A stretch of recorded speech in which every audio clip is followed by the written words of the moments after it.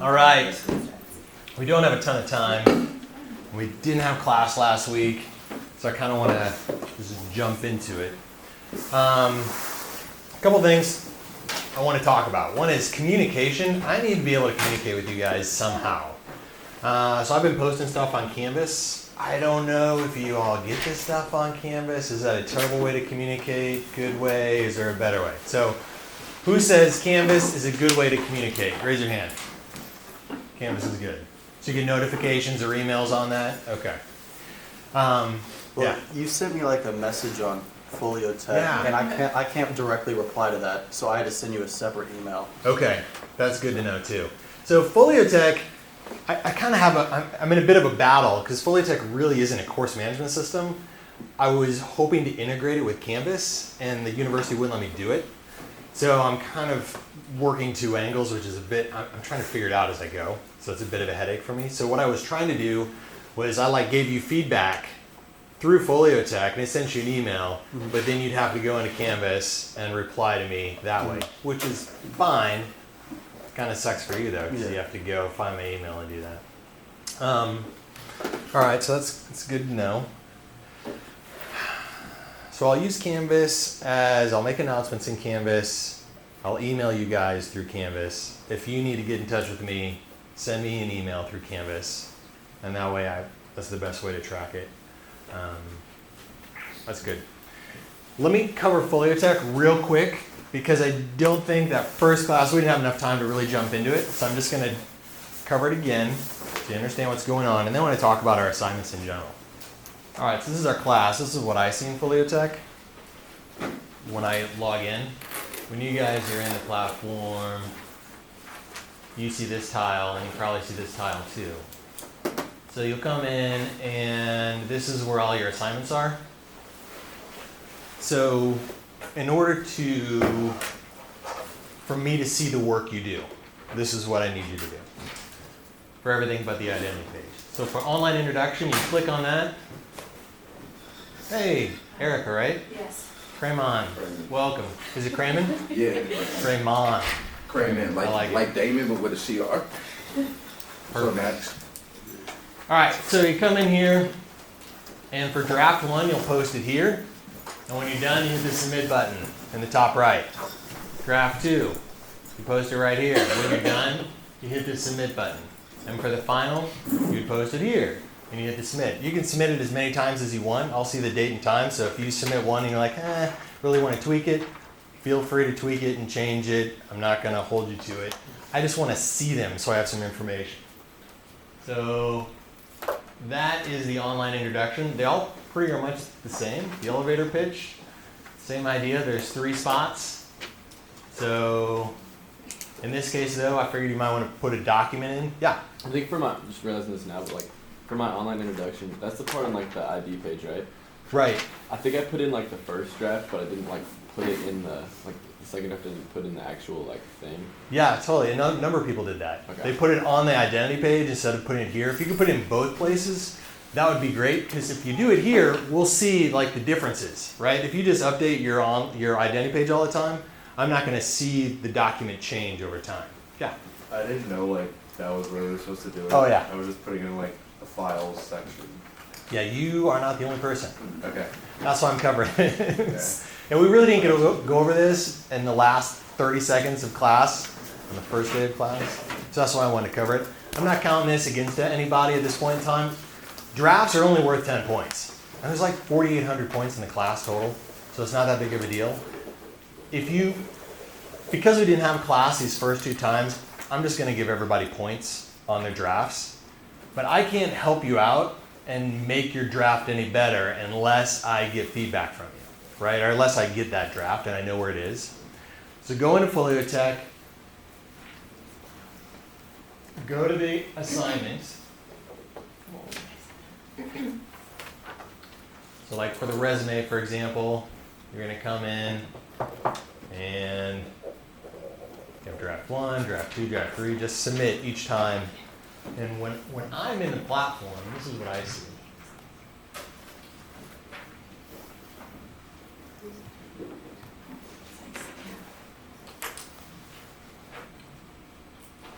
This is all you guys know. Brian, where's Brian at?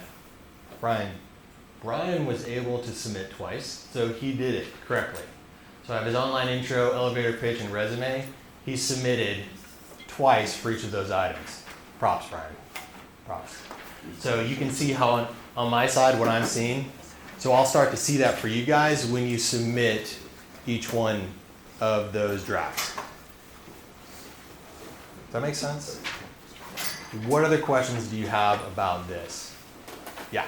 I think I emailed this you about this last night, but I had trouble finding if there was any Hey. feedback anywhere. Yeah, so The draft, the second one, any different or better? So here's what I want to do. I was going to provide feedback. My goal was on the second drafts to provide feedback for everybody. On the first drafts, I wasn't going to give any feedback. I was like, hey, just get something on the piece of paper. Get something down. Start somewhere. And then on your second draft, we could refine. My thought was, in class last week, we would go over those first drafts. I'd give you some feedback for you to work on the second drafts. That didn't happen. So I did create a video. Who watched the video I threw together? Bonus points for watching the video. And I did critique 3, I think, elevator pitches. Did you guys find that beneficial? All nodding heads, yes, no, yes. Those of you that watched it. My thought was I could continue to do that sort of critique, like pick out some people's work, provide some analysis via video that you could look at on your own time.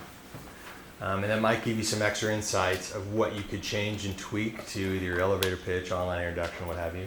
Would that be valuable, or would you not useful? Nodding heads.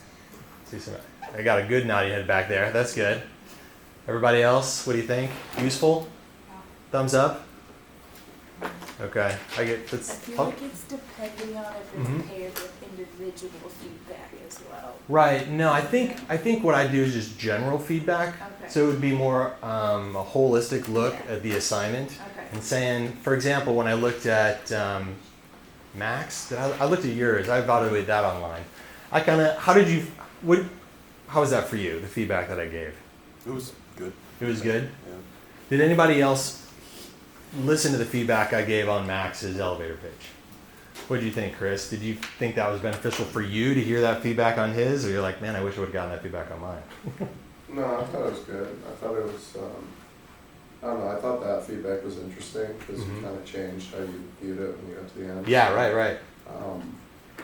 I like that it kind of seemed like it was, maybe it wasn't your first time reading it, but you kind of like read through it as opposed to like already knowing what it was. Yeah. I read through that the first time, and I'm like, when I first read your paragraph, your intro, like very first paragraph of the intro, it sounded one way, and then I got through the whole thing, and I'm like, oh, this has a little bit different spin to it, and I tweaked my feedback based on that. But I could do that. I think that might be an approach I take for giving you guys more holistic instruction on the assignments. Speaking of the assignments, I kind of want to go over again like this, the whole purpose of what we're trying to do. So I do want to do that too, man. I'm so stuck on time.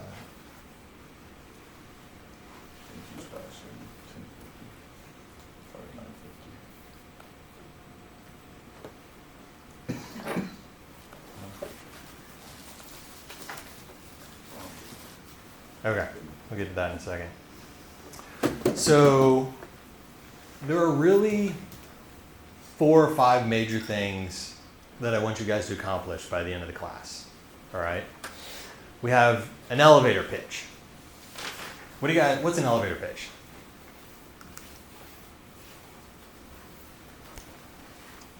A 35-second speech. A 35-second speech? Yeah, I watched the video that you linked on YouTube of the internship queen or whatever. Yep. Yeah, basically, if you were stuck in an elevator with somebody that you want to impress professionally or business-wise, like, what are you going to say to them to convince them to want to hire you? Right, yep. Anybody want to add to that, take away from it? Yeah. It's not like online production. You can actually probably have interaction with the person flexible, I think. You can only prepare like simple long paragraph, and you can have more to give information. Right, so your point is that there's a difference between having an online introduction, Yeah, follow up. yeah, where it's fixed, whereas if I'm in an elevator pitch, I can actually engage in conversation with somebody a little bit, right? Okay. I had watched the video of I don't know if it was a professor that he linked, but he was talking in front of the class. And basically his main thing behind it was that you want to give reasoning as to why you did something and not just say like, oh, I'm here studying this, but kind of go into like a story type of thing. Yeah. Just to add context behind like your purpose and like why you do what you do. Yeah, that's the whole root of this class is we want to get to the point of who I am versus what I do. Because people care about that story. That's what I try to convey in that very first class we had. So the elevator pitch, it's going to change a little bit depending on your audience. When you're at the career fair next Tuesday, which we'll talk about later on in class here, when you're at the career fair, you're essentially going to give an elevator pitch because the interviewee, the hiring manager, or whoever the employer is you're talking to is going to say, hey, tell me about yourself. Boom. That's your chance to deliver your 35, 60-second pitch on who you are and what makes you valuable to them. So that's the elevator pitch. So that's one of the things I want you guys to walk away from this class with is a really solid understanding of this is who I am, this is a story that I can deliver in 30 to 60 seconds that can convince my audience of why I'm relevant to them. The other thing is a resume. I want you guys to walk out of this class with a really good resume. Now, resumes are kind of painful because, for so many reasons. One, they always look bad. How do you get the right information into a resume? It's always a problem. Some people put too much information in them, not enough information in them, and they just really don't tell, I think, a clear story about an individual. It's more a list of what you've done rather than who you are. But they are a necessary evil in the industry. Everybody wants a resume, right? Have you ever gone to a job interview and they're like, oh, we don't want your resume, right? Just doesn't happen. So I want you to leave class with a well-structured resume. And so that's one of the assignments, and I'll give some critiques on resumes as we go through it too. So we've got an elevator pitch, we have a resume. Your online intro, that's something you can use in LinkedIn. That's something you can use on WordPress. If you've got a WordPress website, maybe you've got a Wix site, or you're using FolioTech for your online brand. That is that first message you're going to deliver to somebody when they find you online. Oh, this is who this person is. And that's got to leave them, that introduction has to leave them wanting more. So that's the assignment. The ID page, that's a part of this class that is unique to FolioTech, where you get to build out a professional looking like online business card. So instead of just LinkedIn, FolioTech identity page, similar to if you had a WordPress site, you could convey a little bit more information about who you are and the skill sets that you have. And this is the final thing we're going to be talking about, and that's projects. So a project is a way for you to take a skill that you have. Maybe you're a good communicator, maybe you're a problem solver, maybe you're a creative thinker, and tell a story around that skill based on experience you've had. So maybe you worked, had a job, and you had an opportunity to take a leadership role in that job. A project is what we're talking about, probably about 5 weeks.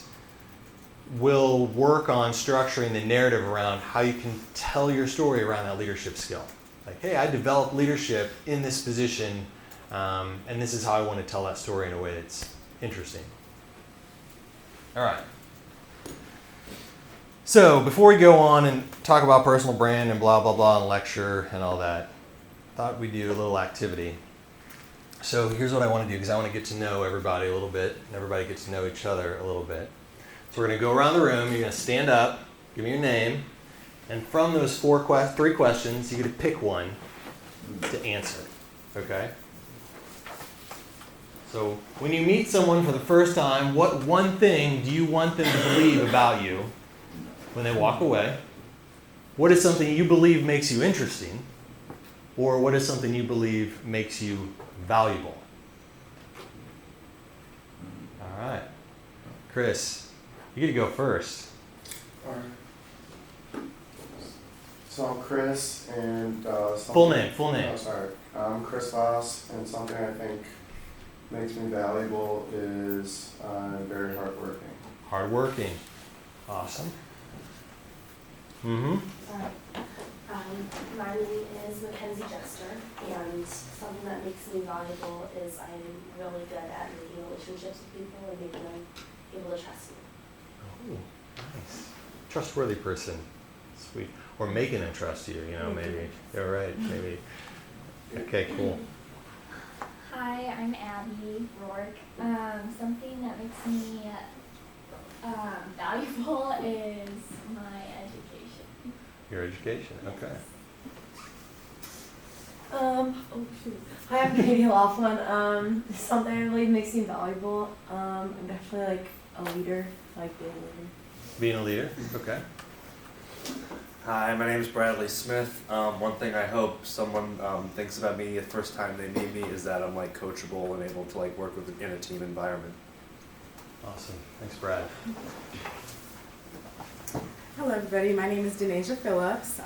When I meet someone for the first time, one thing that I want them to believe about me after our first encounter is that I have a good personality and I'm open-minded. Cool. Hello, I'm Derek Rios. What makes me valuable is I'm a great problem solver. Okay. I am Nicole Mueller, and something that makes me interesting is that I can speak French. Ooh. Français. Hi, I'm Jenna Larson, and one thing I want someone to believe about me after they meet me is I'm positive and intentional. Ooh, intentional, I like that word. That was an intentional use of that word. Thank you. Cool. Hi, I'm Kate Sutton, and something is like what I believe makes me valuable is that I'm creative. Hi, I'm Lai-Shi, and something I believe that makes me interesting is that I do calligraphy. Oh, yeah. That's cool. My name is Abby Kumlock, and I think that my internship experience makes me valuable. Okay. I'm Nora Grazia, and something that I believe makes me valuable is I'm hardworking and diligent. I'm Joey Covelo, and I think what makes me valuable are my strong social and communication skills. I'm Max Mitchum, and something that I think makes me valuable is that I am creatively minded, but I have an analytical brain, so I can bring the best of both worlds to a table. Awesome. Hi, I'm Brian Consiglio, and something that makes me valuable is that if I commit to something, I try to follow through. My name is Erica Steese, and something that makes me valuable is that I love to teach, but I'm teachable as well.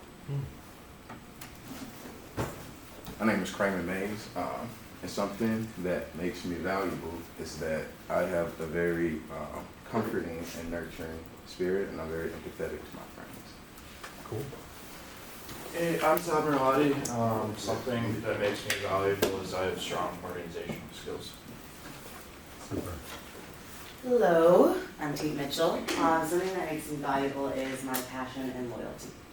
Tate, you've got a great voice. It's very rich. Awesome.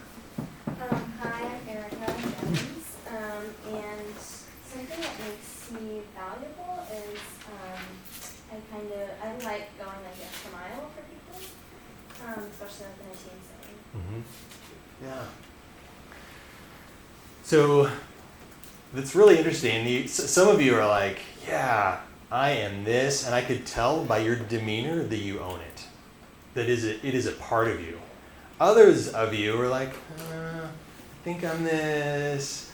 You didn't own it. You didn't have the confidence in it. And that's important. Like when you're going to go to the career fair or you're job interviewing and you're talking about the skills that you believe make you valuable, the skills that you want somebody to walk away with knowing that you have to own them. You have to represent them and have a demeanor that conveys like, hey, I'm intentional, right? I'm intentional. This is who I am. I want you to know that about me. Cool. So this kind of leads into today's discussion about, not assignments, already talked about that. Anybody have questions about assignments real quick before I jump into branding? None? Speak now or forever hold your peace. All right, that's it. Personal brand. This is a brand, right? How does this brand make you feel? Give me 2 emotions that come to mind. Poor. What's that? It's like Poor. Holy cow, yeah, right? Emotions. Blank. I bet there's some of you that don't know what this brand is. Athletic. No, it's close. It's like athletic competitor. You said emotions. What do I think of? Yeah, how do you feel? How do you feel when you... Can I see that? Yeah. Almost like I associate that with like almost pretentiousness or uppity, bougie. Class. Class, yeah, yep. High quality. Yeah. High quality, okay, right? Comfort. Comfort. Okay, so this is Lululemon, right? Mm-hmm. Right? Okay.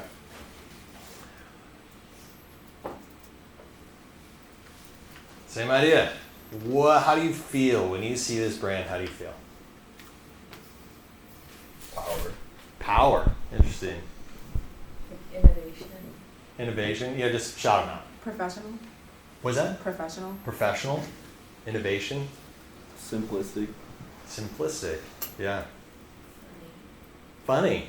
Who said funny? Apple's funny. I like that. I really felt a logo because it's really funny. I mean, like, why not Apple? Oh yeah, that's Yeah. creative mind right there. Yeah. You can see like your product from only from the logo, right? Oh yeah. Yeah, but only from the logo is really funny. It's kind of hilarious. It is kind of fun. I don't know. Does anybody know the history of the logo? I used to. Now I don't. You know it, Brad? I could be wrong, but I thought there was something like the Beatles had like Apple Records and it was a full apple. So that's why they have the bite. I like remember learning about that like it was like a while ago. That could be like a little off, but That'd be fun to dig into. yeah. Check in on that. Anybody know what this brand is? Yes. What is that? Isn't it Tesla? Yes. Maserati. Yeah. Poor. Poor again. It's Flex. really a... What's that? Flex. Flex? What does that mean? Like it's a flex. Like if I pulled up the class in like a murdered out Bentley and some Gucci shoes, that's a flex.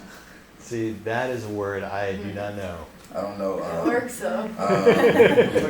What's a Yeah. Like showing off. Okay. Cool. You're gonna expand my vocabulary. So then when I have a daughter who's a freshman at Hickman, maybe I can use some of these words and she'll be like, "Oh, Dad, shut up." All right. So brands convey something to us, right?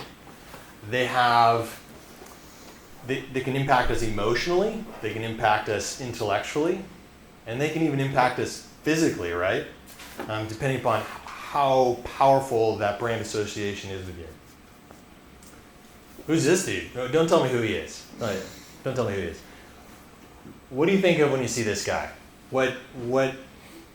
It can be emotional, it can be physical, it can be intellectual. What do you think of when you see that guy? Boston. Boston? Yeah. Like genuine. Was that? Like genuine. Genuine? Okay. Real? Yep. Distance. Distance? Interesting. All right. Funny. Funny? What was that? Said rebranded. Yeah, he definitely rebranded. Yeah. Okay, so that's Marky Mark, right? Mark Wahlberg. So he was Marky Mark, and he definitely rebranded himself. All right. There you go. You know who that is, right? Same questions. Power. Intelligence. Yep. Successful. Energetic. Heard one over here. Successful. Successful. Transcendent. Transcendent. Whoa. Timeless. An icon. An icon. Right. Totally. It's over to nowadays. Totally. Mm-hmm. Powerful. Powerful. All right. Brad might know who it is. CEO of Google, right? Yeah, CEO of Google. Yep. Rich. Yeah. Well, let's say before you knew who it was, what were your initial instincts of just seeing that guy? Normal guy. Smart. Smart. Probably because he has glasses on, Yeah. right? I don't know why that is a takeaway, but that's usually what I get. He's got glasses on, he's smart. That's why I wear glasses. Fake it. All right. Like controversy. Yeah. Bad. What's that? Bad. Bad. Heartbreak. Heartbreak. Right. A bad rebrand. Yep. Totally. Heartbreak. I like that. I mean, I grew up with this guy's comedy stuff, you know, and I'm like, it was hilarious. And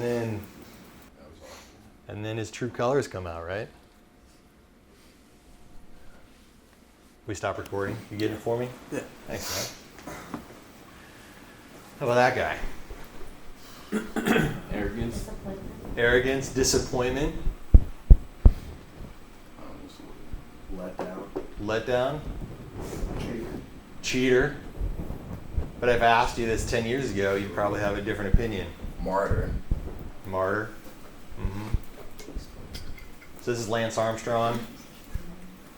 Doping schemes when it comes to cycling industry. He had a rebrand. Yeah. Right? Right?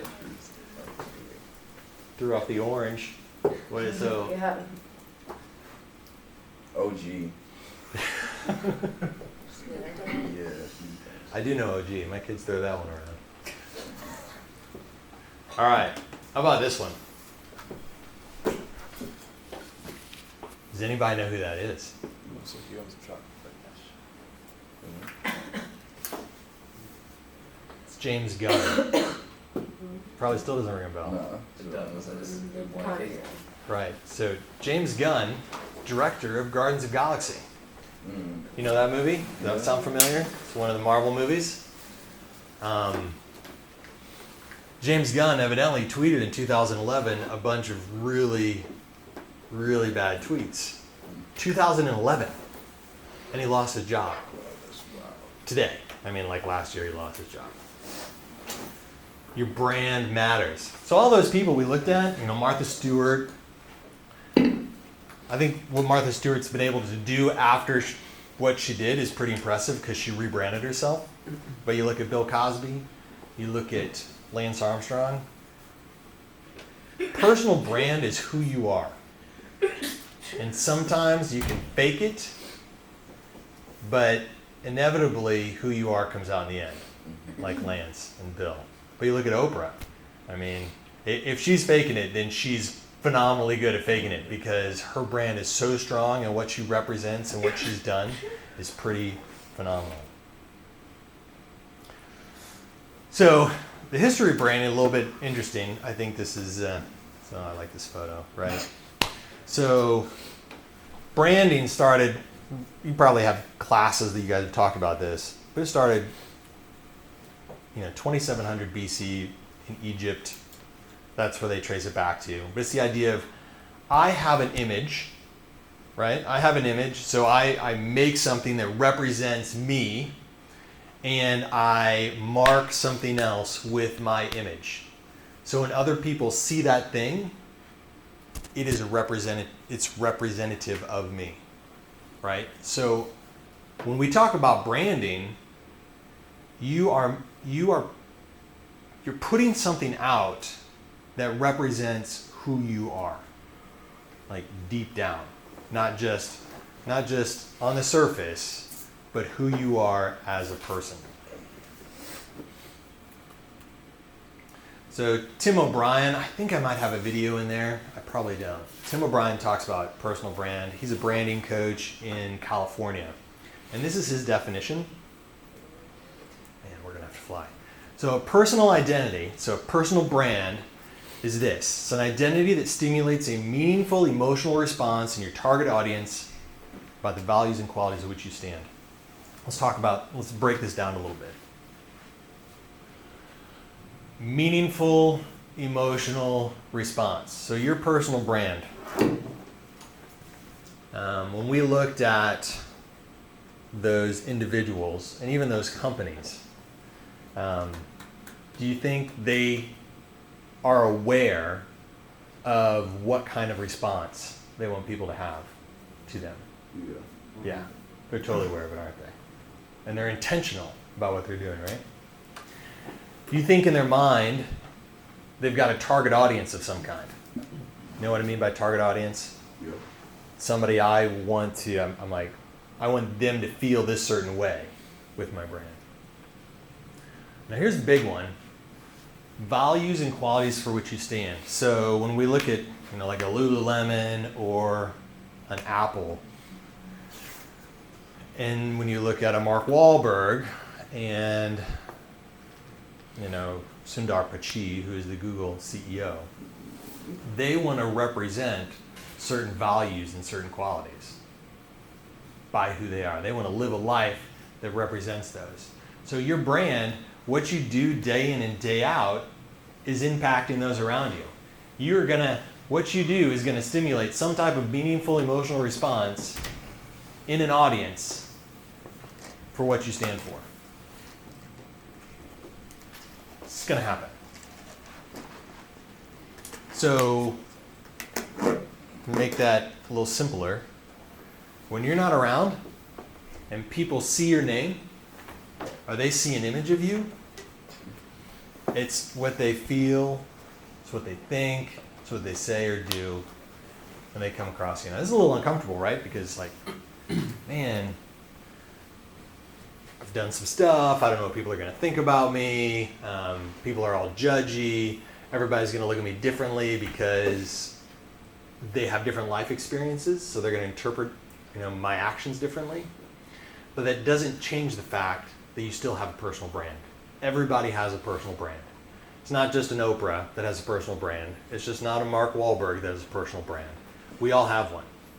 And we have to be aware of it. Because if we're not aware of it, then somebody else will take ownership of it and think things about you that may or may not be true. So another word for this, is your reputation, right? What do you think people think of you when you're not around? That's why one of those questions I asked in the intro, we're all introducing ourselves, is when people walk away from meeting you, what do you want them to believe about you after they left that conversation?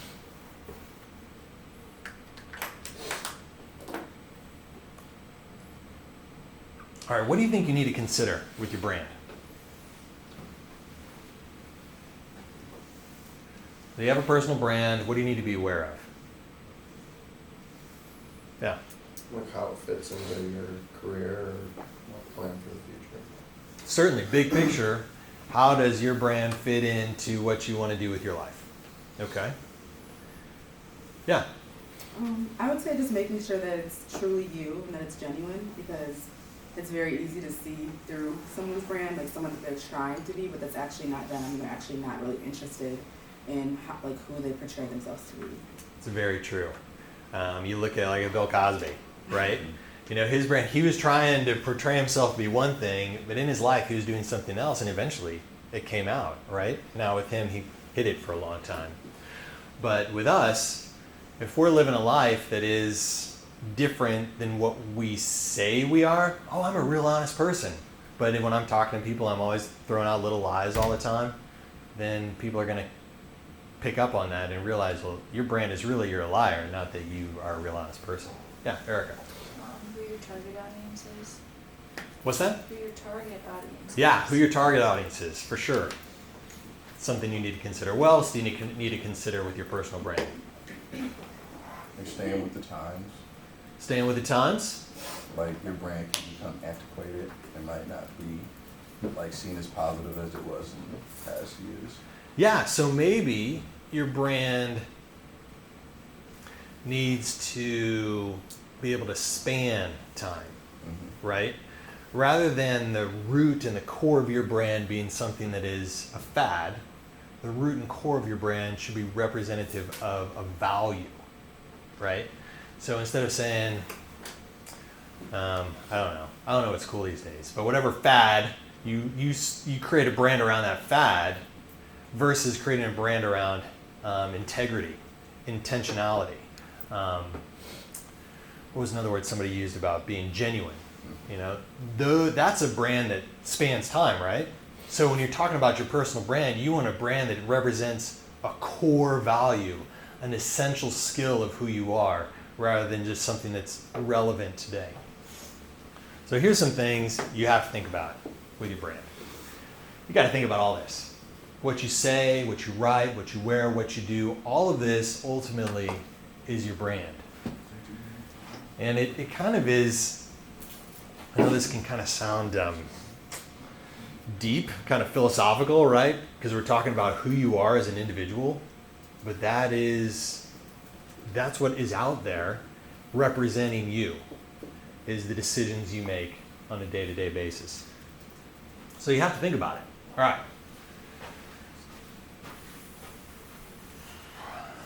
So your brand is going to impact people you know, like people who you literally know, and it's going to impact people who think they know you, right?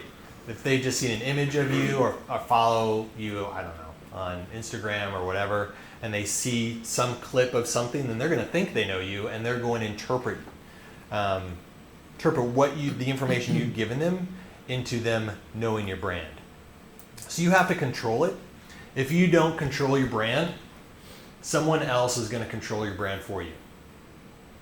So if you don't take ownership of it and say, this is who I am, and be very thoughtful and careful about what you're doing regularly, somebody else is going to choose to, if you're not being thoughtful and you're not thinking of how you're conveying information, then they're going to interpret it however they want to, because you're not controlling it.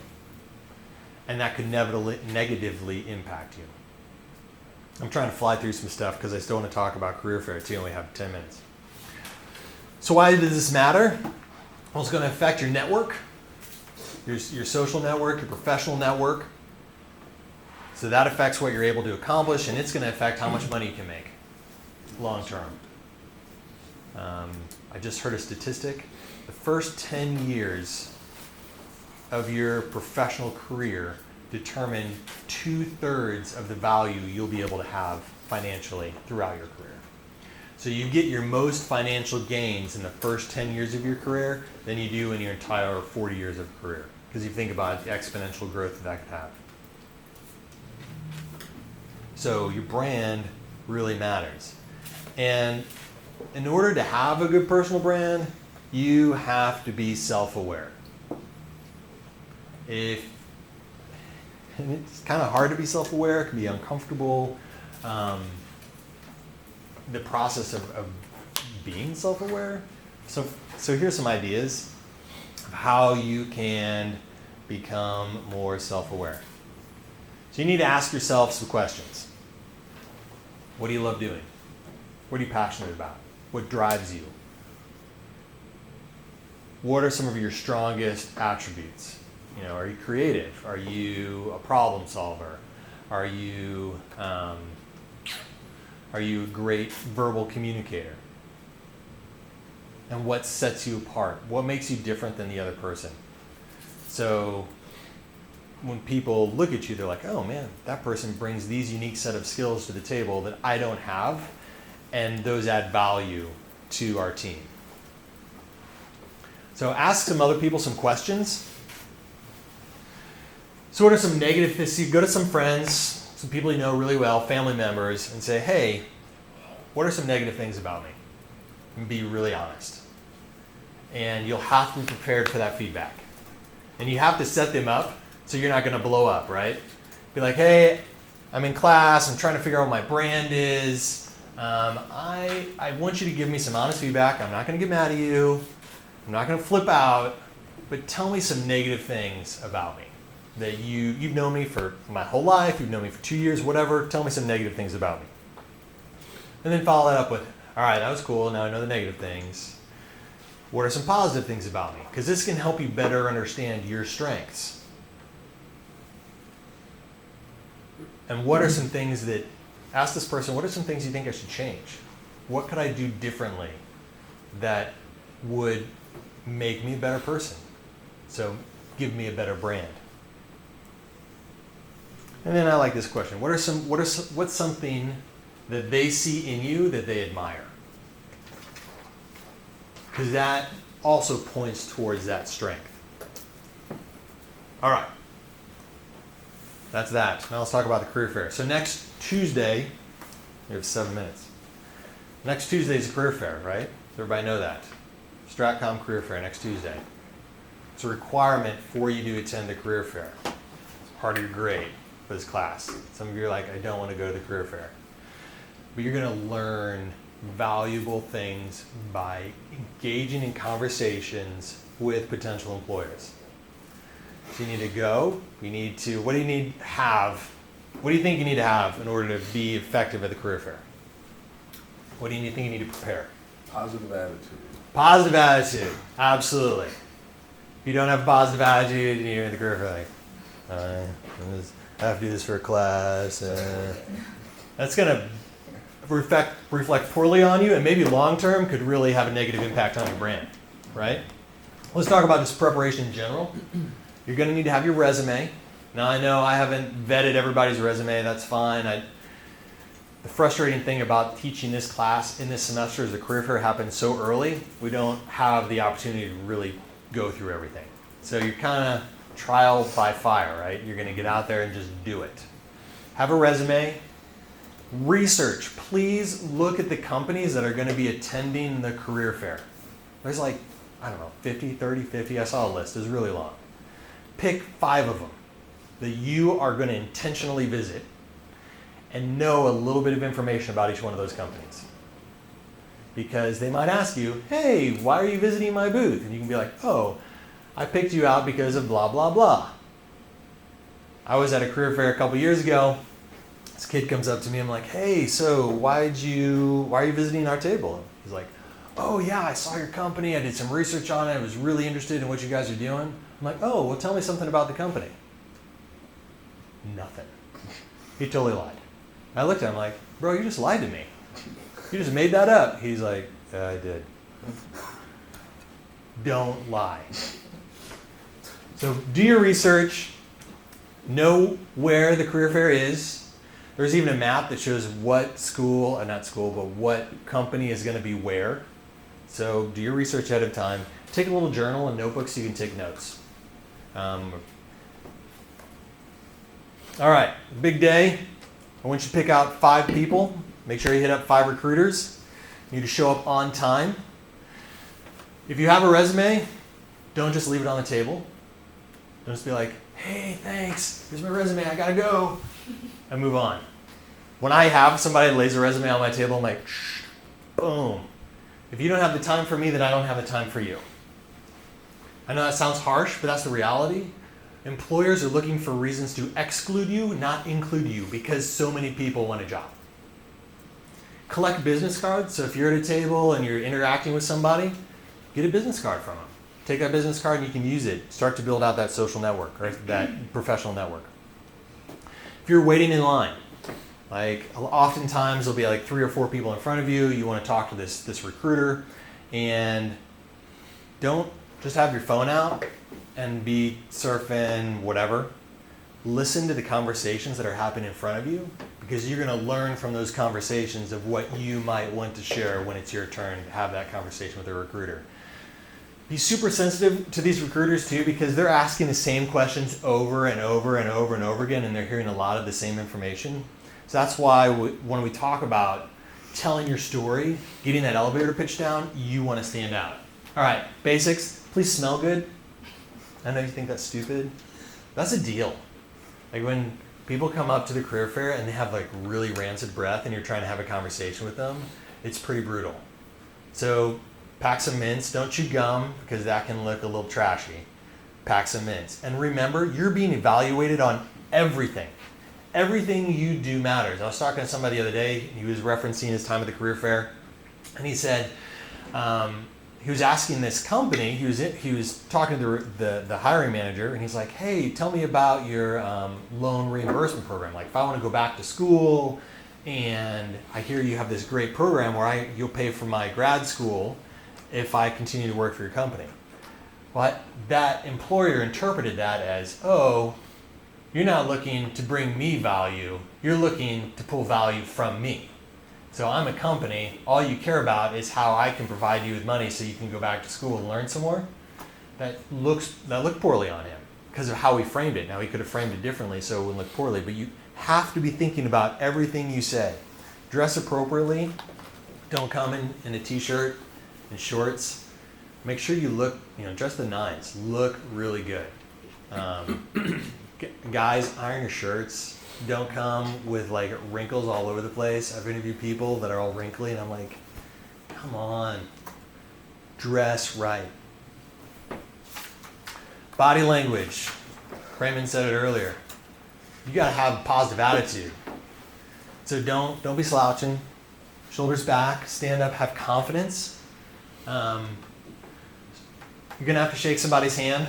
Please make sure it's a strong handshake. That's our culture is just we shake hands. That's what we do when we introduce ourselves to people. Have a strong handshake. Make sure you get all the way in there. Don't just kind of do the finger grab. Don't do the finger grab. Get the whole handshake in there. That's super important, and that makes a positive impact. Be courageous. Don't be shy. I know I'm not actually a very social person, so when I'm in those sort of situations, it's harder for me to step out of my comfort zone and be like, hey, I'm such and such, da da da da da, and engage in conversation.